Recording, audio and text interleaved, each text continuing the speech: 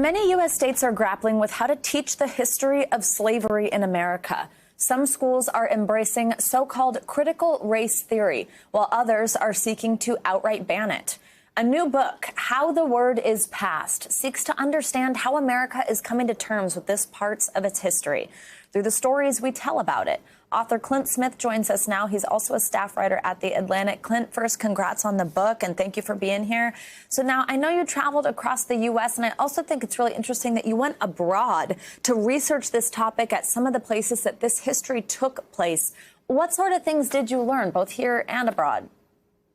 Yeah, well, thank you so much for having me. Part of what I wanted to do was create a project that reflected the patchwork of memory that is reflective of how slavery is taught and remembered across this country.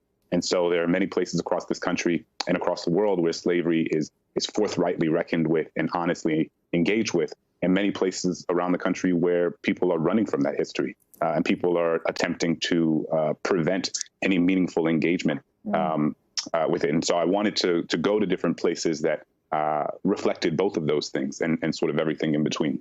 Absolutely. I know also in this process you interviewed people at a Memorial Day event for the Sons of Confederate Veterans. What was it like to have a conversation about slavery and race in that setting? What did you hear from people there? Yeah, so I went to the Blandford Cemetery in Petersburg, Virginia, which is one of the largest Confederate cemeteries in the country. And it's a place where the remains of 30,000 Confederate soldiers are buried. And I spent the day, as you said, with the Sons of Confederate Veterans, and it was clarifying because it was a reminder that for many people, history is not about empirical evidence, about historical documents, about primary sources. It is a story they've been told, and it is a story that they tell. It is an heirloom that is passed across generations. And for so many people, it is difficult to disentangle their relationship to the lies and mythologies of this country from the family and communities and people that they love. And I saw that very clearly at the Blandford Cemetery. Gosh, that strikes me, especially as we currently deal with such issues with misinformation spreading in these new ways in this country. Clint, this book is coming at a time as some states challenge how slavery is being taught in schools. What do you hope readers take away from this, and what would you want to see happening in those schools?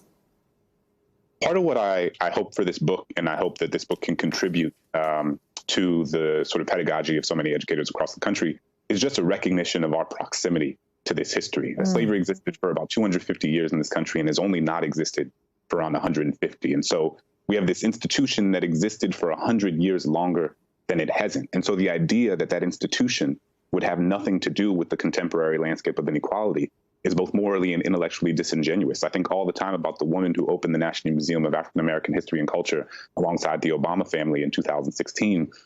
And she was the daughter of an enslaved person. Not the granddaughter or the great-great-granddaughter, but like the daughter of someone born into bondage. And so we talk about slavery as if it was this thing in the Jurassic era, but it wasn't. You know, it was this thing that people who are alive today had relationships with, were raised by, and loved people who were born into bondage, this thing that was only a few generations ago. And so if we're going to understand why our society looks the way that it does today, I think we have to understand how slavery has shaped the economic, political, and social infrastructure of this country in profound ways, because in the scope of human history, it was just yesterday. Absolutely. Wow, that's a really good point. Wow. Very powerful book. Congratulations again. It's out now, Clint. Thank you so much. Thank you. Hey, NBC News viewers, thanks for checking out our YouTube channel. Subscribe by clicking on that button down here and click on any of the videos over here to watch the latest interviews, show highlights, and digital exclusives. Thanks for watching.